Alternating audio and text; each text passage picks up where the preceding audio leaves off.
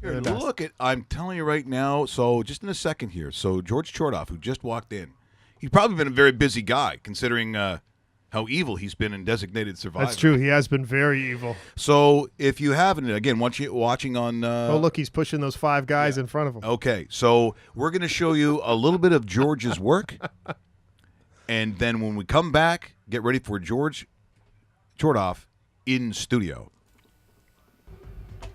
Okay. God bless all of you. Run. In these United States of America. Ladies and gentlemen, it is my profound honor to introduce Congressman Peter McLeish, our next Vice President. Congratulations. Thank you, sir. Congressman McLeish, if you'll place your hand on the Bible and repeat after me. I, Peter Lewis McLeish. I, Peter Lewis McLeish. Do solemnly swear to support and defend the Constitution of the United States. Do solemnly swear to support and defend the Constitution of the United States. Against all enemies, foreign and domestic. Against all enemies, foreign and domestic. That I bear true faith and allegiance to the same. That I bear true faith and allegiance to the same. And that I take this obligation freely, without any mental reservation or purpose of evasion. And that I take this obligation freely, without any mental reservation or purpose of evasion. And that I will well and faithfully discharge the duties of the office on which I'm about to enter. So help me God. So help me God. I have a suspect in my line of sight. I need a team. Congratulations, Mr. Vice President.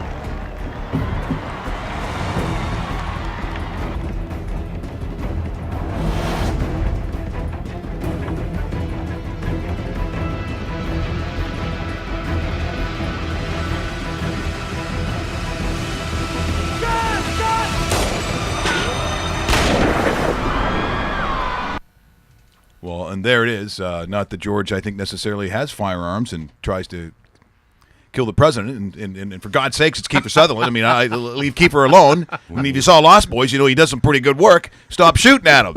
And so we're thrilled to have George Tchortov in studio with us here today in the studio, RobMikeRichards.com. Thank you for having me, Mike. Dave, nice to see you guys. Now, people have to realize, too, for George, and we'll get to Goon and he did stunts and Kick-Ass. I loved Kick-Ass, so we're going to get that as well. I actually started as a stuntman, and Kick-Ass is a great story. It's great. I mean, we're going to talk about that in a second, but boy, I'll tell you, in my household, we loved Designated Survivor. We liked it from the very beginning, and I'm thinking, if it's me and I can get a role on one of these shows, I want to be the bad guy. Yeah, right? Even though I didn't really say anything all year until closer to the end of the season, it was fun to just be that guy. Right away I pictured, the character that Carl Urban plays in the Bourne sequel.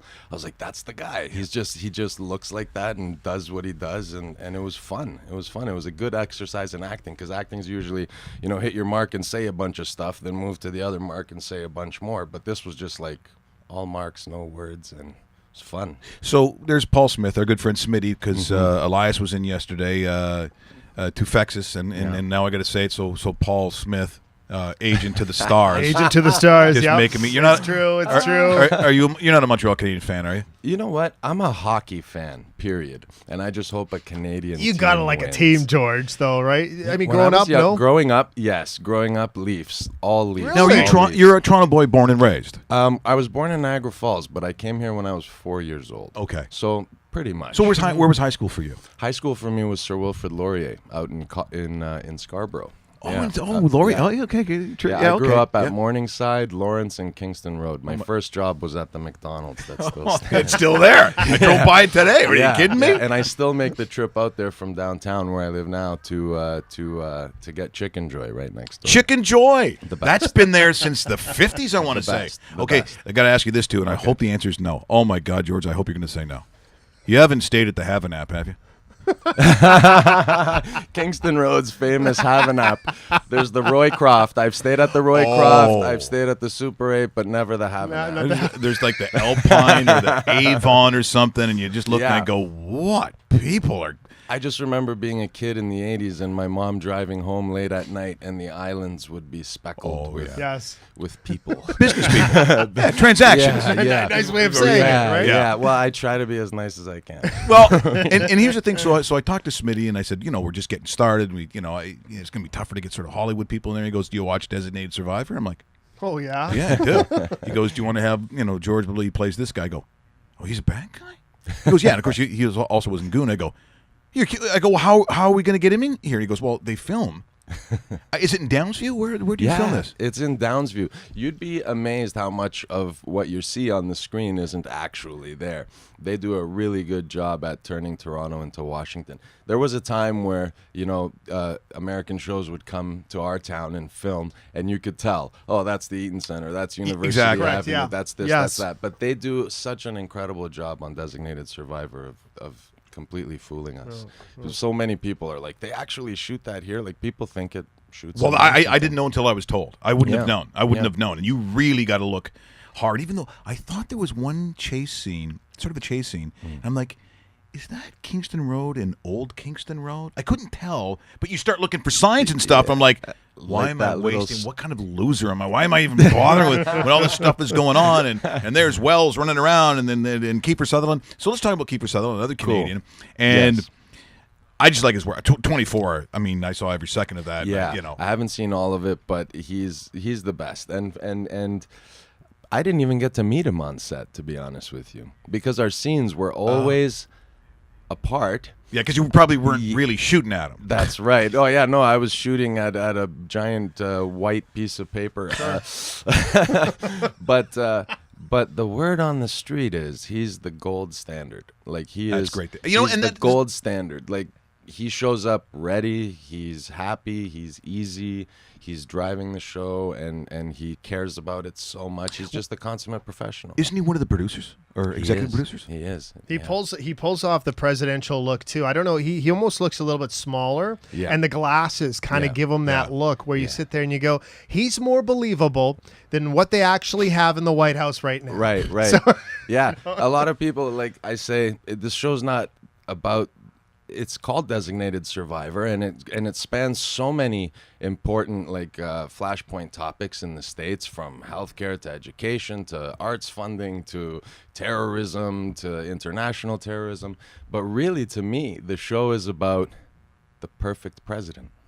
Yeah. He's the perfect president. And the way Kiefer plays him is so amazing because he always has a balance between his head and his heart. And sometimes the head takes over and sometimes the heart takes over, but he always uses both. And when do we ever see leaders do that? And again, you bring up another point about the qualities that he's able to have, because it's not Jack Bauer. No, at all. And so are there times where I want to see, a terrorist coming and goes, you come here, goddammit, put your hand in the wire, put your hand in the bathtub. No, Jack, you can't do that. Shut up, talk. And I'm like, yeah, maybe that's what I want to see. But you know what? He's not that. And he's just, as Dave said, there's a little bit of a frailty to it. But as you said, the intellectual side, because they refer to him as not a politician in the show, Yeah. because he was not a voted-in politician. He was someone that tried to fix housing problems and so on. I thought, there's a lot of people who probably watch that show and go, oh, maybe we should blow up. Maybe we should blow up the White House, start all over again, and find Kiefer Sutherland. You'd be amazed. You'd be amazed how many people, they're like, yeah, you got to you got to blow it up, you got to. And I was like, guys, there's nothing to celebrate here. I mean, I know people are angry out there, but just keep it to yourself. Yeah, keep it to yourself. Okay, here's something that's not being kept to themselves. The real Tonelli, as he goes by, he's a member of two armies, the Richards Army and the Kiss Army. This we know. That's true. Yep. Yes. Nice. He says, and this is a question for George, more of a statement. We all used to hang out there at Wimpy's. Wimpy's Diner about 15 years back. A buddy owned it. Pretty sure George worked there for a bit as a cook. He was a stuntman back then. Tell him I said hello and best of luck going forward. Oh, thank you so much, at Real Tonelli. Yeah. Yes, Wimpy's is a real thing. A very dear friend of mine, his father started the franchise. He started it? His father started it. Yeah. Oh, that's a yeah, great story. His name is Chris Tchortov, and so his son George, we met through Macedonian circles, I like to call them. Yeah, yeah. Macedonian, very nice. I'm half Massey. Macedonian, half Bulgarian. So I can say Kokose. Dobar. Ti kako si? See, look at that. Beautiful. Best friends. The other stuff I know. I'll The other just stuff I wait. know I'm going to get in trouble for. My brother-in-law is going to go, did you call him a Zospin? Do you ever hear that word? Zospin. Yeah, Of Zospin. course. Sleepyhead. Yeah, there you go. We're talking Macedonian. That's right. Remember, we are friends of Macedonia. The slušate. That means listen. Yeah, so I started working at Wimpy's, and I was young. I was like 18 or 19. You know, I was booting around in this Mustang GT with my hair slicked back. Total loser. No. You know what? I did find one of those pictures. Now, I didn't put it on there. But I'm like, the long hair, I'm going, oh no, yeah, that looks, the no. ponytail. Yeah, that looked good. I like that. I like that look. Me too. Yeah. It's I like the long hair. It was good. Yeah, it works on you, on me. Thank you. Look how great this guy is, man. So the Macedonians are going, ask him. I go, okay. Do you make a lot of potty? Did I make a lot of money? Yeah. You know what? For the time, it was a great job because they did pay me well, and I got to eat, and I got to come in late, and I got to close the place down, and so yeah, they paid me well. I can't give out numbers. No, of course not. That wouldn't be right. Now, the one thing that people are always curious about is the steps it takes to get to where you are, because you're Correct. still going, and this is a career that's still moving forward. Yeah. So if you go back to stunt work, and again, if you haven't seen Kick-Ass, and that's why I think people don't. You know, when you see Kick-Ass is a funny story. that's a funny story. It's a funny For story. people who haven't seen it, just explain what it is.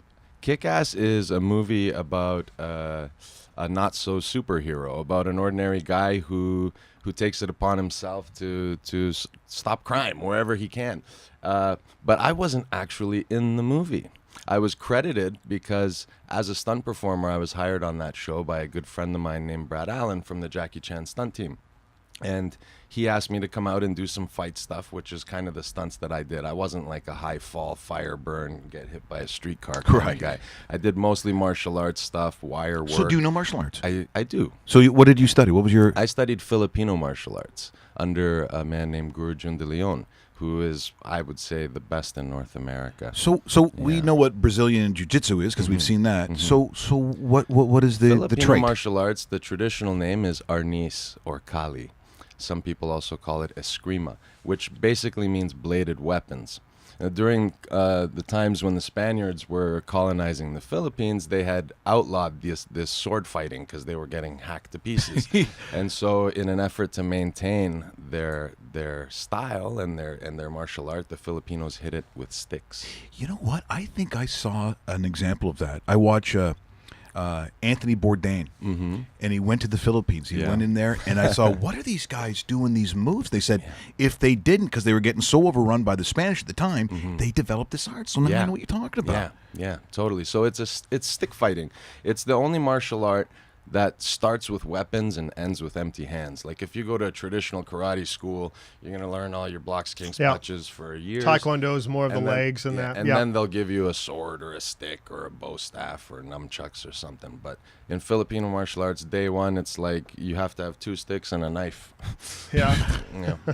Knife fighting is a big part of it. And Filipino style has actually pervaded a lot of film, which a lot of people might not be aware of. There's a big coordinator in the States named Jeff Amata, and he spawned, a legion of amazing Filipino martial artists and martial artists in general. And now they have a team called 1187, which has done the 300 films and like the Bourne films, and they do the X-Men films and Logan. And a lot of those guys are Filipino martial artists. Any Steven Seagal films where Steven Seagal comes and goes, you're not so fucking tough. And then all of a sudden, gung, gung, gung, I'll show you tough. But now it's like this. Yeah. You're not so tough. Come back here. My buddy and I were joking the other day that every new Steven Seagal movie poster is him with yellow shooting glasses and an assault rifle pointing at the ceiling, and that in another 10 years the gun will be pointing at the floor, but it'll still be the same He poster. makes a movie every week. Right? Yeah. I said that to someone. I was like, I loved Van Damme and Steven Seagal growing Yes, up. They were my yes. favorite. Yes. Like, if it wasn't for Van Damme, I probably wouldn't be sitting here talking to you right now. Let's be serious. Yeah, I loved them as a kid. Now, can you do the splits, like when he's in the kitchen and... Can you do that? I can almost do this. You gotta- When I was in high school, I used to have a Van Damme cardboard cutout in my room, life size. wow. And I'd do the splits in front of the couch for 5 minutes until my legs were shaking, and then I'd go throw kicks at his face.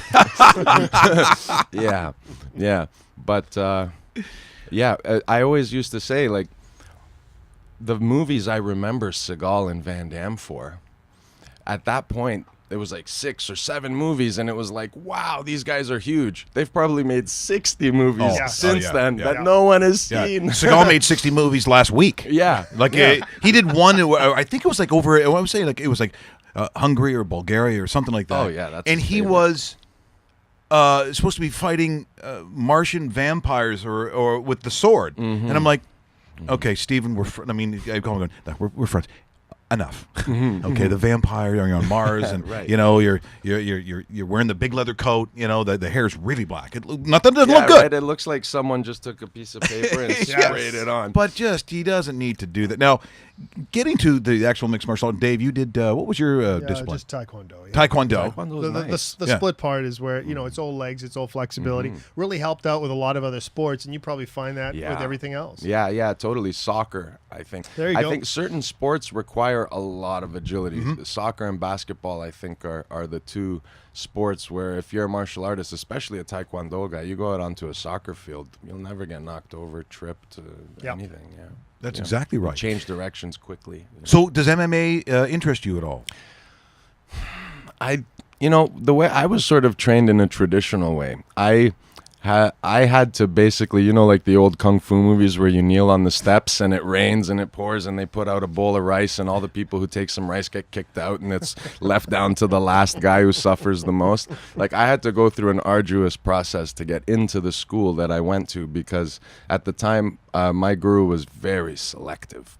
He wouldn't just take anyone with money. It wasn't like Black Belt World, you know what I mean? It was quiet. It was underground. Where basically they sit in the front door and they welcome everybody in. That's it. as Sign long as here. Yeah, buy this, buy that, buy this. Go stand in line. Ours was more. I actually had to go watch a couple of classes, and then I had to bring my mom to the class, and he made me ask my mother in front of him if I was allowed to participate in that class. It was really strict. And so part of getting in was, you're not joining this club unless you're going to do minimum 2 years, 2 to 4 times a week, because I'm not here to waste my time or yours. And so it was always a really serious, really disciplined thing. How old are you at this point? Well, how old are you? I'm at this point, I'm 15. Yeah. And I was just like, whoa. Okay, I have to listen. I have to, my father passed away very young. My mom worked lots of jobs constantly, trying to keep a roof over our heads. And so this man was all of a sudden he had me snapped. I listened to him, and thankfully he's a great man and a great martial artist. Sure. So I got lucky that I didn't walk into Black Belt World. Well, that's a massive influence. What this tells me is that, and it's so difficult when you hear stories of guys who lose their father. We both still have our dads. My dad was and still a great coach. So we were lucky because we had that influence. We don't know what that's like. If that were taken away from me, this is why I talk about sports and coaches and teachers. You hope at some point in your life that you are lucky enough that you meet somebody that helps mold you from a boy into a man. It doesn't happen for everyone. I tell people that's why team sports, I think, sometimes very important. You don't always get lucky with the coaches that you have.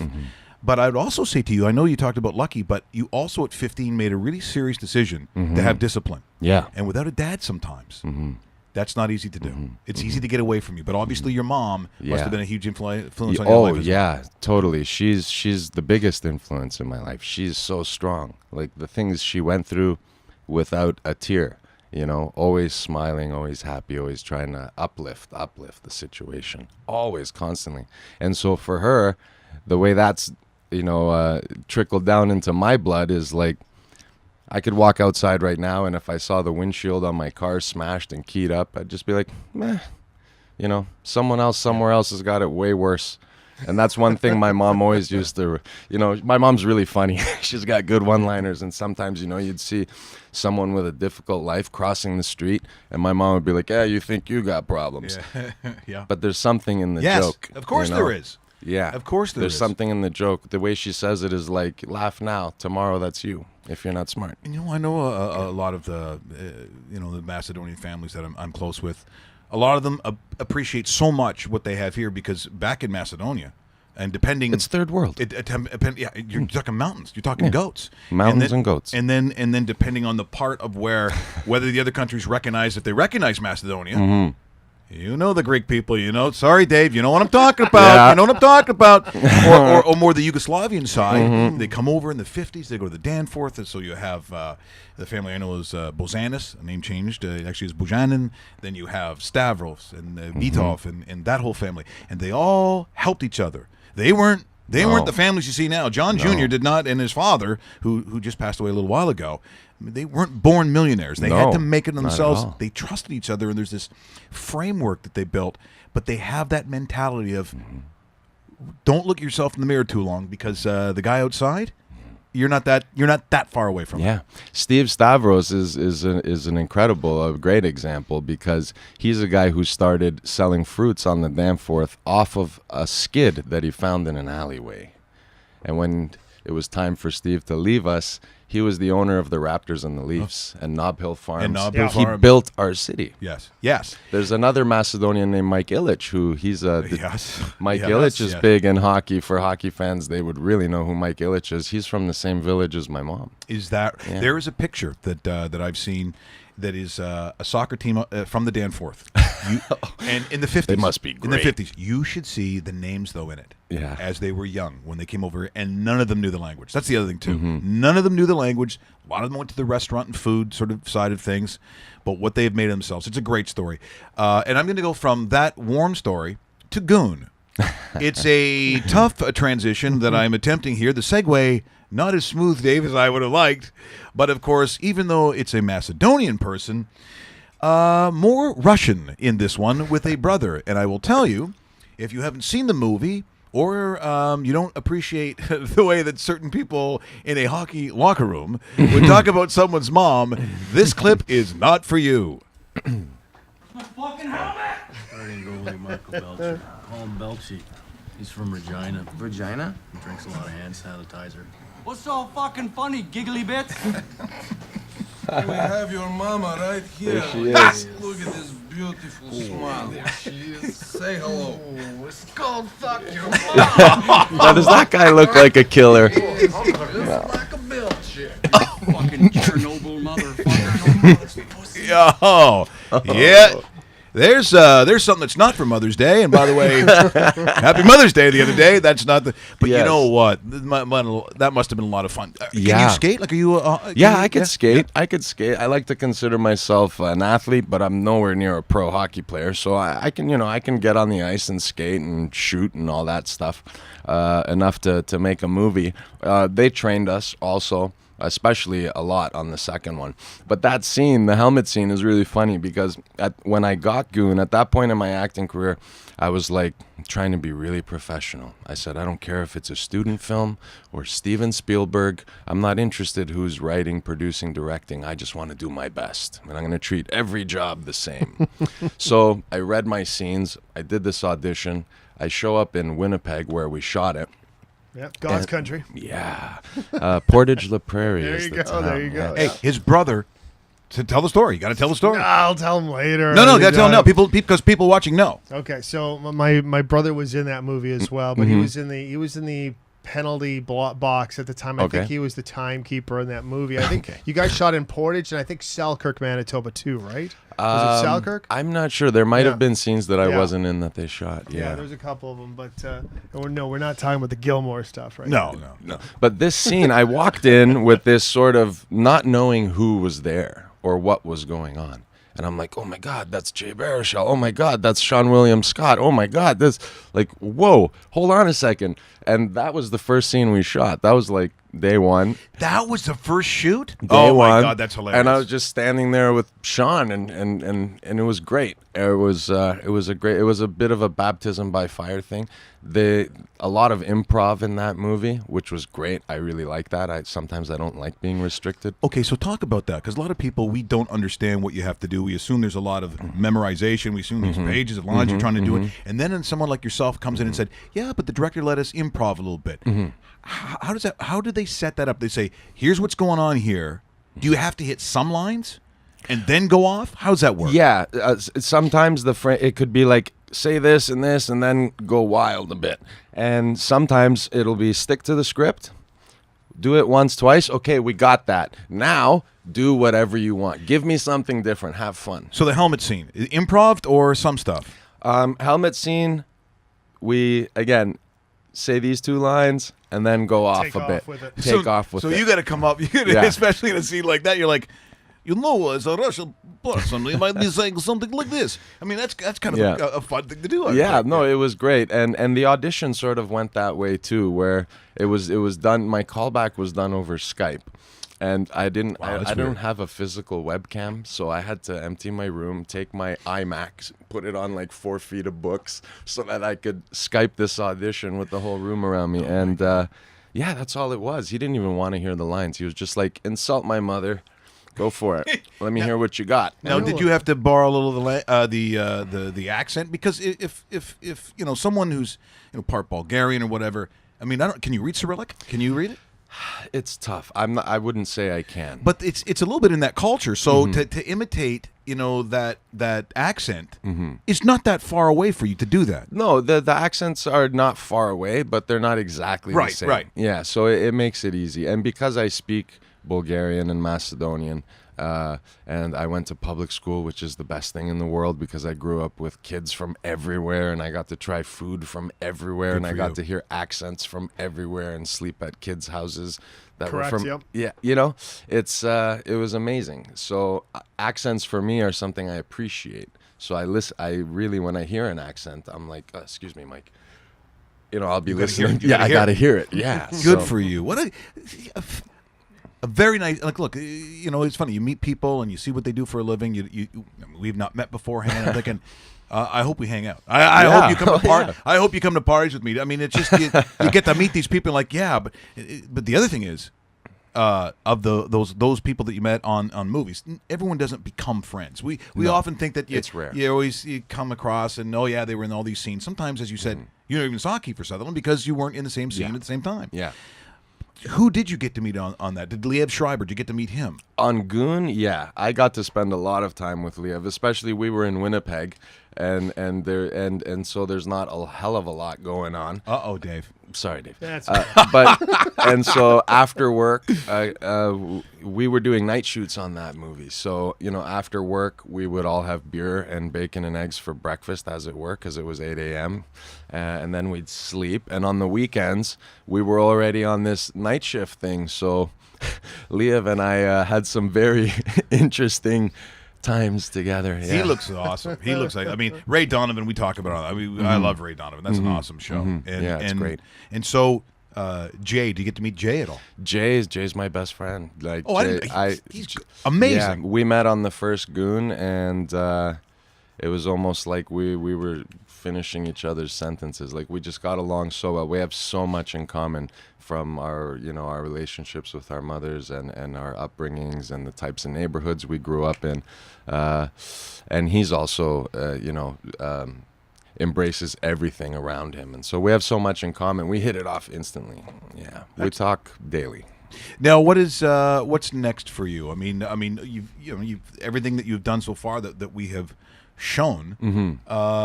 There's got to be casting directors, people who are putting projects together, going, this guy we can work with. Yeah, that's what I hope. The work speaks for itself. It better. Which is why I don't have any social media and stuff. A lot of people think it's like really strange that I don't have social media being an actor, but you know, for me, I just want it to be like it was when I grew up. You know, the work speaks for itself, and I'm not reaching out constantly every time I'm sitting on the toilet begging people to watch Designated Survivor. I'm thrilled that they love it without me having to do that, you know, and they get to enjoy the show, and people see me in Starbucks and they're like, you just see their head kind of turning sideways. They don't know what to say. So have you guys shot season 2 already? Because I know you guys are renewed for the fall. So is that already underway, or is that finished already? Season 2 is going to start very, very soon. They're taking a hiatus and then going to go back at it. The show was crazy. I've never worked on a busier show. Really? Yeah, it was like I've worked on big shows like Chronicles of Riddick, you know, $180 million shows and stuff. But this show was just busy. 3 units, 2 units going constantly around the clock. So that's many expensive. moving parts. So it's expensive to do this stuff. Yeah. And it's an ABC show, and there was just so much going on that we're only 2 to 3 weeks ahead of the airing schedule. Oh wow. So the episode that aired last night was only written like 5 weeks ago and shot 3 weeks ago. So the writers just must be losing their minds trying to make sure that they keep ahead. It's a big team, and you know, it's easy to sort of like, oh, we map out a whole season and then go for it. But part of the great thing about this show is that they're trying to keep it relevant at the same time. So that involves a bit of in the moment writing. You can't sort of go too far ahead, you know, because if what you wrote last year for episode 10 doesn't work in the moment anymore, you know, and that's what's great about the show. It feels like it's now. It feels like he's the president now. Yes, absolutely. I mean, I'm sure like 50 million people watch this show across the world. Well, it's got to be huge. So I'm sure he's more of a president to them than the president. Yeah. The current. See, you still can't even say. You might be one of the most grounded individuals. I mean, it's just rare that if it's me, I mean, there's a lot of humility. There's a lot of balance to your life. I would be disgusting. I think I'd be like Rob Lowe, and the girls would be coming over, and the cameras would be already set up. They're like, what's that? Don't worry about it. By the way, Russell, make sure you get everything. Don't lose the light. You know, and you have none of these qualities. You're like the most awesome guy. It's unbelievable. Thank you, Mike. Thank you. I was always taught to be humble. You know, one thing my father told my brother, which my brother told me, was the humble head never gets cut by the sword. And again, my martial arts instructor, Guru Jun, humble was everything. He never wanted us to fight. He wanted us to be artists, perfect, you know, picture perfect all the time. And we always trained in regular clothing, and, you know, I never wore stuff with logos on it and patterns, and it just became a thing where you just always that's a cute little logo. I don't profess to do that stuff either. I think it's way it's not to say I haven't been caught in a t-shirt with something on it, but I try to be non-invasive to the rest of the world as much as I possibly can. That way I can watch and I can learn and I can absorb. If I'm busy talking and shining, then I'm not really absorbing what's around me. That's my Are you listening, Russell? Yeah. After you shirtless in the patio bar last night, I was disgusted by that whole thing. It really was too much. George, sorry I missed it. Thank you so much for coming. I can't tell you what a pleasure it's been to meet you, and you too. And people are like, what was all the Macedonian talk? I didn't know. And that's the thing about the Macedonians. You see the last name, and because of where they've come from, a lot of times it's changed. Like, like, do you know what it was before it was? It was always Tchortov. It was. Okay, that's interesting. Now, my mom's last name was Anevska. That's the feminine affectation. It would be Anevsky. Right. So that was my mother's maiden name. Because there's skis, and then of course, if it was Greekified, I think I could say that. You know, then you like I would think Stamkos was maybe not that before. I don't know. I'm just saying, but a lot of times they've changed those names. Stamkos could have been changed. I don't know. I don't know Steve Stamkos. Yeah, Steven, if you come on the show. I mean, that's all I'm saying. I'm a fan, Steven. Yes. And I'm very proud of you. And a lot of my friends, you can ask them, I'm always like, that guy's Macedonian, best in the league. You're lucky he broke his leg. He's the best in the league. His also is a name to me that sort of rings close to the border. There's a lot of the border communities that are mixed Macedonian and Greek, right? And yes, so absolutely. His name to me sounds like one of those names. See, I know Greek stuff too. You know. Oh, because you know. Yeah, he has a very beautiful sister-in-law. Just so you know. Yeah. By the way, my wife was texting with us saying that Vicky would be very interested in George. Yeah, I don't want to hear this talk. Holy moly! What? Right in front of me? my wife's twin sister. Well, let's all go out for dinner sometime. Yeah, you know, I'm not that big on you now. Jesus, I go up and down so fast on the scale of Richards. That really flipped it at the scale. The Richards scale. The scale of Richards. Become best friends. Yep. Is that going to become a thing now on the show? I think it is. Yeah. Oh, yeah. I'm gonna send you a scale, and we'll put it in the thing here. Justice in your window. Oh my God. Yeah. George Tchortov, unbelievable to have you in studio today. Congratulations on all the successes, and we certainly hope to see more of them. Yeah. And hope to see more of you. And again, congratulations on a tremendous show. Designated Survivor, by the way. Don't ruin it for people. The finale was last night, so if you haven't seen it, don't tell people. That's right. Keep it quiet. Absolutely. Thanks so much. Thank you. Brat. Thanks, Brat. Brat. Yeah, Brat. Yeah. Thank you. Make sure you download us on iTunes today. Worth your while, or watch us on the dedicated YouTube channel. Have a great day. And myself, Dave Bastel, and the amazing Russell. See you tomorrow. What? We just become best friends. Yep.